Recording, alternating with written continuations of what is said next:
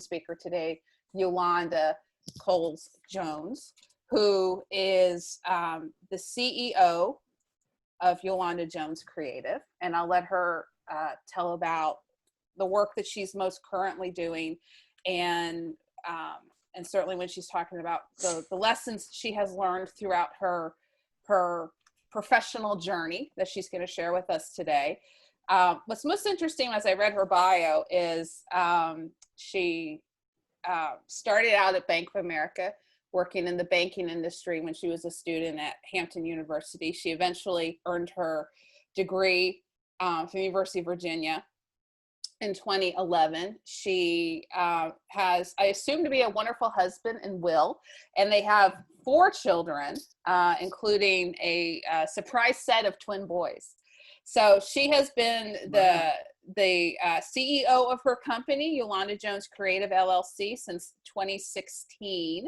She is all about igniting inspiration, fueling empowerment, stroking authenticity, and cultivating healing in our world. And Lord knows we need all of that very badly. So without further ado, I'd love to turn it over to Yolonda. Thank you so much. I appreciate that introduction, Kathy. And thank you to everyone for being here and welcoming me into your space. This is the first time that I'm with you, although I know that there are several familiar names and faces that I see in the group. Hey to everyone I know already. It's good to see you all.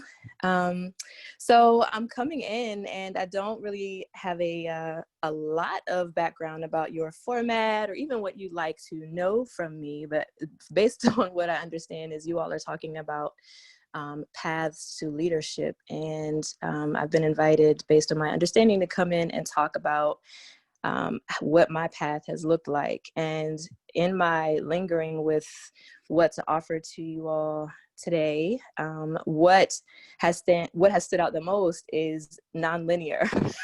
It's just not been linear at all.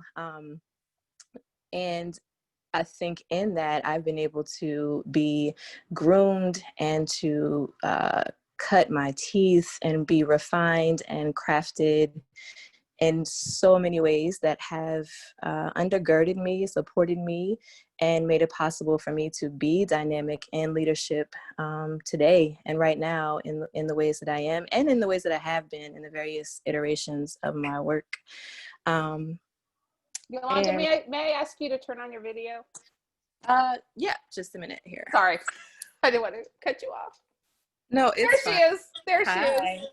Yeah, so we like seeing you. I understand. When I am in Zoom calls, sometimes I get zoomed out, and so as a boundary to myself, sometimes I just have the video off. But yes, thank you all for giving me a note there. So yeah, the various paths that I have taken to leadership have definitely formed me. You know, that is what resonates the most. It has not been an easy path, and I think that again, the resistance and the building of muscle and the digging deep has been what has enabled me to unpack. Even the breaking open at times has enabled me to find my voice, to find my work, and to see the patterns of where it has repeated itself over and over. When it comes to supporting people in deepening into connection and authentic connection. So me forming that connection with myself, knowing my own voice, coming to really understand my purpose and my work in this world has enabled me to support other people in finding those connections and deepening into them in the context of their individual lives and in the context of their families, which is the crux of my work right now, working and supporting households and building strategies that support at-home learning. So I've been a home-based educating mom for 12 years now. And that has been, as I think a lot of people are surprised to know, that has not been as hard as everything else has been in my life up until this moment. And so my work in raising children as a human in this world, as a Black woman, as a woman, You know, all of these things intersect in ways that demand that you either dig deeply or you fold, or you just numb out. And the latter were not options for me. So my objective has been to raise in my household individuals who know themselves and understand themselves, who have a broad and dynamic context of their place in society based on, you know, who they are inwardly, giving them room to figure out who they are on the inside, and then making sure they are exposed to many opportunities that enable them to flourish in what they find out and what we observe in knowing them. And we've been doing that for 12 years. And so now I am doing the work to support other families and doing the same, whether they are homeschoolers or public school families or private school families, or, you know, people who are doing full at-home learning or some hybrid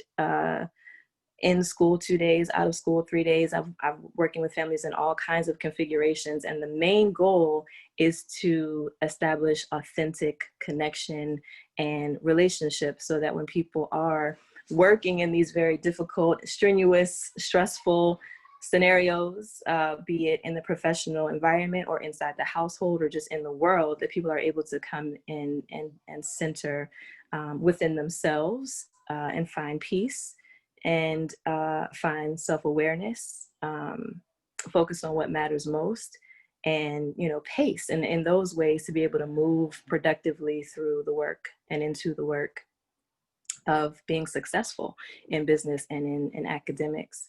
So that has been powerful for me to both witness and to facilitate, because I believe that children come earthside with a light behind their eyes, an expansive space, every child. And as adults often, and especially in the generations now and prior, we spend a lot of time on therapy couches trying to remember who we are, when many children come through earthside and they have a good amount of awareness and presence with who they are before they come out into society, and then have all sorts of things imposed upon them, you know, in all kinds of ways. And so the more we can tune in to, as parents, as people who are with children and ourselves, we're connected to our young people for more reasons than just biological connection, I believe. And when we can tap into that connection and really expand and live into it and pay attention to it, I think so much incredible magic happens. And so I've been honored to do that kind of work.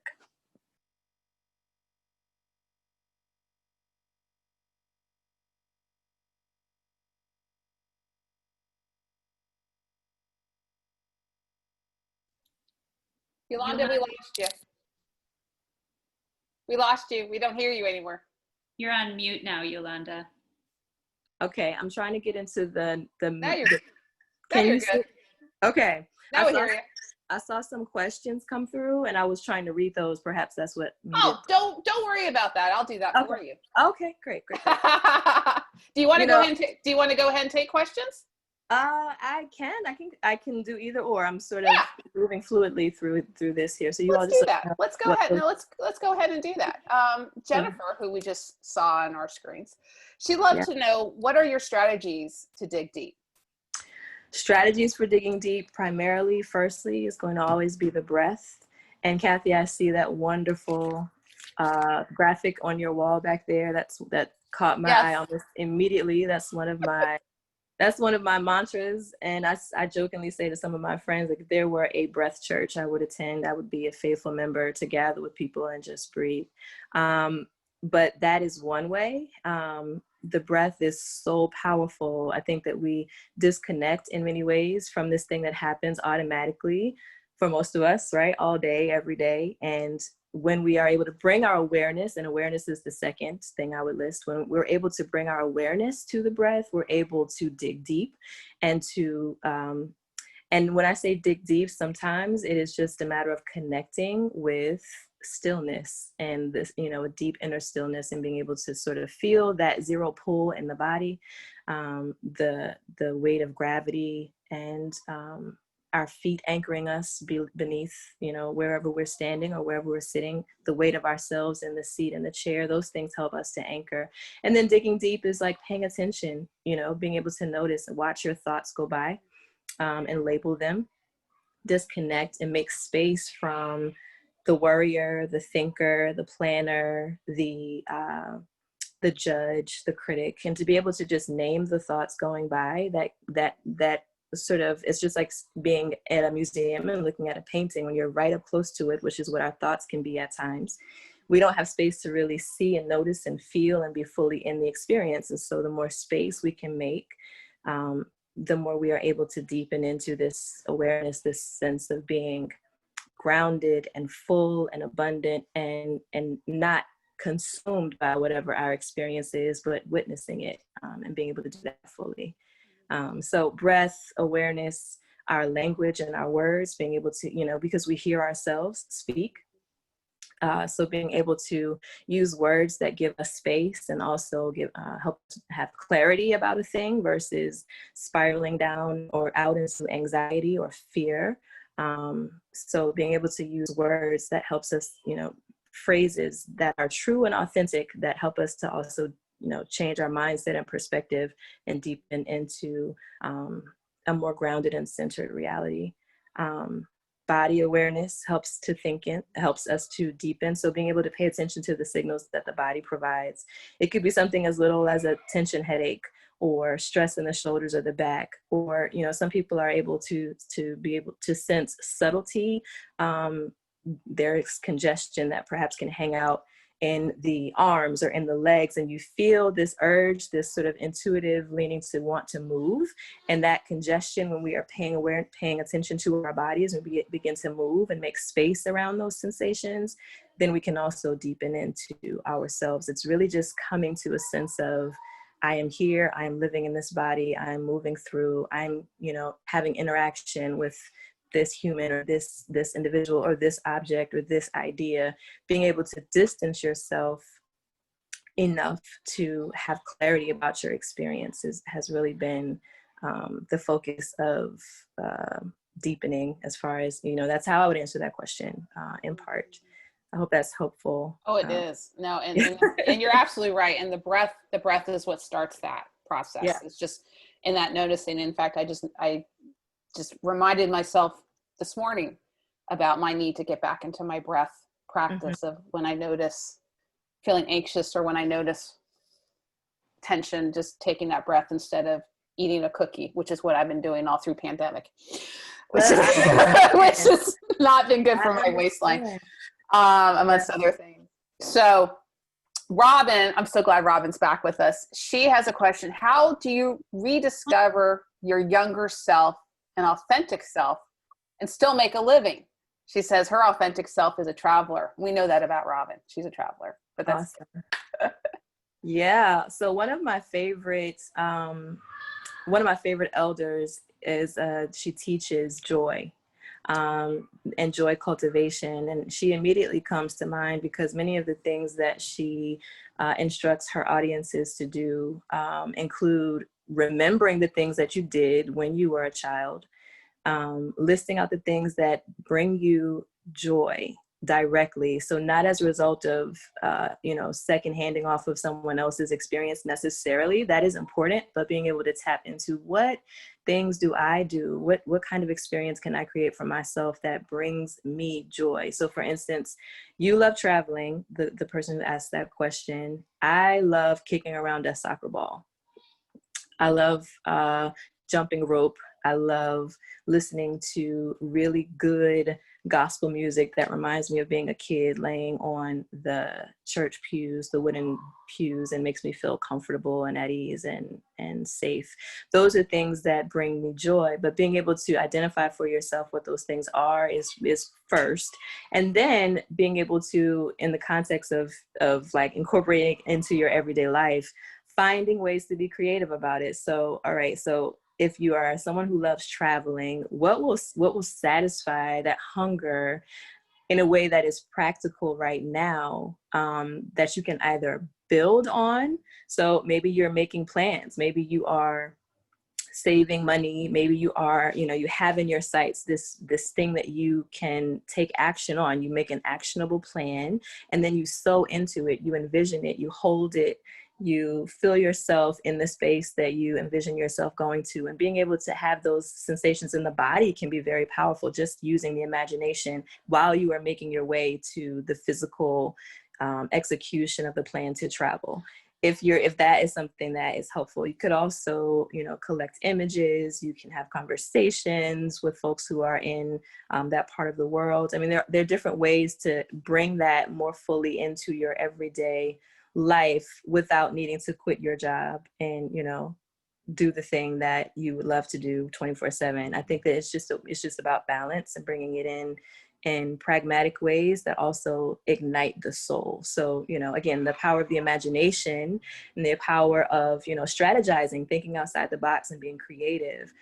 Can you do any of your work while you're traveling? I mean, just thinking outside the box, I would say, are ways to bring joy, more specific, that, things that feel unattainable, bringing that a little more into the everyday reality. I hope that's helpful in answering that question. Yeah, that's extremely helpful, because I think sometimes we pressure ourselves to feel like our professional lives have to be all that fulfills us, but there's so much more that can be fulfilling along Absolutely. with the professional life. We have about 5 minutes left. And what I'd love for Yolanda, I'd love for you to talk a little bit more about, and I'd like to invite the other folks, all of us who are on this call today, to also chime in if they have something to contribute, because we all have so much to contribute. Is you talked about knowing your voice, or owning your voice, and sharing that voice. And so my question for all of us is two parts: is how do you figure out what that voice is? And then how do you find the courage to share that voice? Yeah. Are you posing that to me or to everyone? Yes. Let's pose it to you first. Okay. And then I want to open it up to everybody here. And if folks, if you all don't feel like comfortable coming on camera to share, please put it in the chat. So a recent exercise, and I mean, there are, I think, many ways to do this, but a very practical exercise that I actually walked a group of clients through and did myself recently is taking a moment, getting a piece of paper. I have a big whiteboard in my house that I use for thinking and creating, but writing out on the board all of the roles that you've been in your life. So just writing them out, whether they are professional roles or, roles that are, maybe it's biological roles, however you have seen yourself serving in time periods since you have been earthside, writing those out.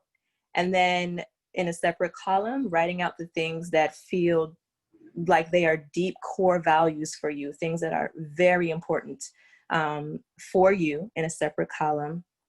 And then in another column, connecting to those first two columns, what it has looked like. So say one of my roles in my life has been to be a doula, because it's very important to me to support people through difficult transitions, right? So what is important to me in that sense is being able to communicate well, to hear well, and to speak well. So taking the time to write out what your life has been like, what are the themes, like what have you been doing? So even if you have, worked as a teacher, worked as a doula, worked as a coach, worked as a facilitator, are there any common themes in that work, even if the titles have been different?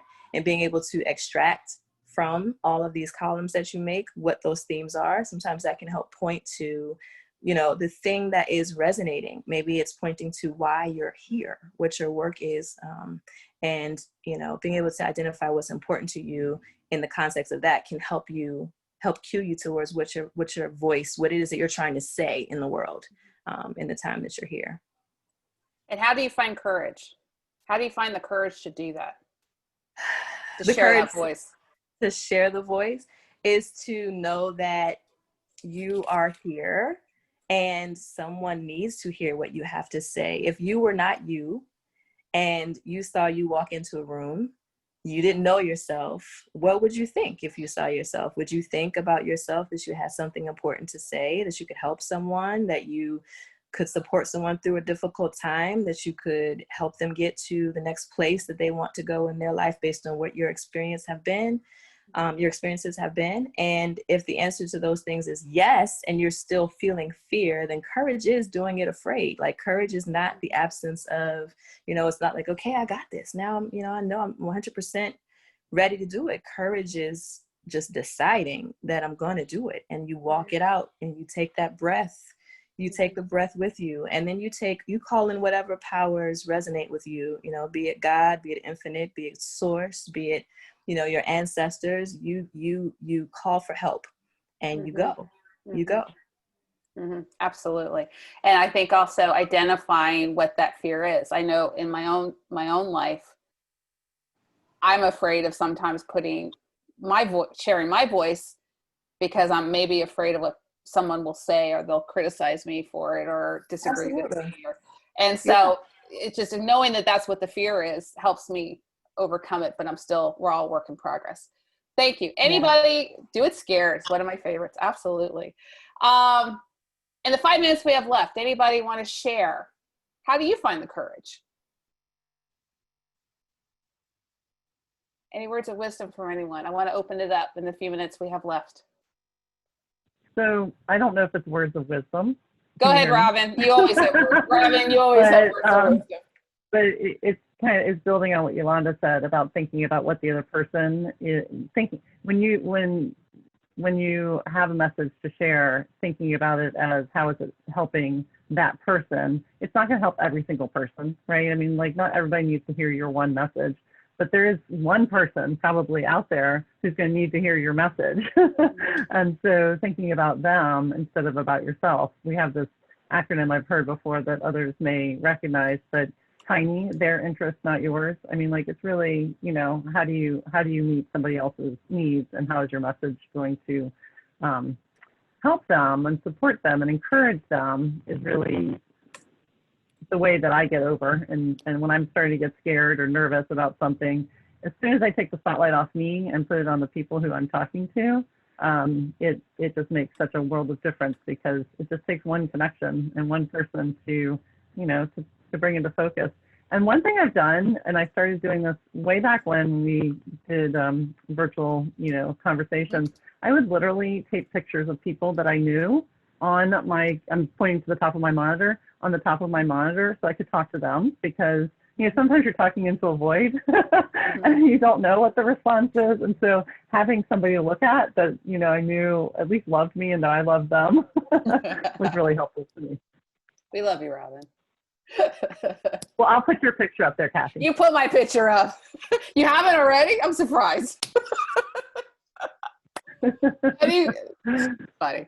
Anybody else want to share for the good of the group? This has been wonderful. I just want to thank Yolanda. Thank you so much, Yolanda, for your words of wisdom and spending some time with us. Thank you so much.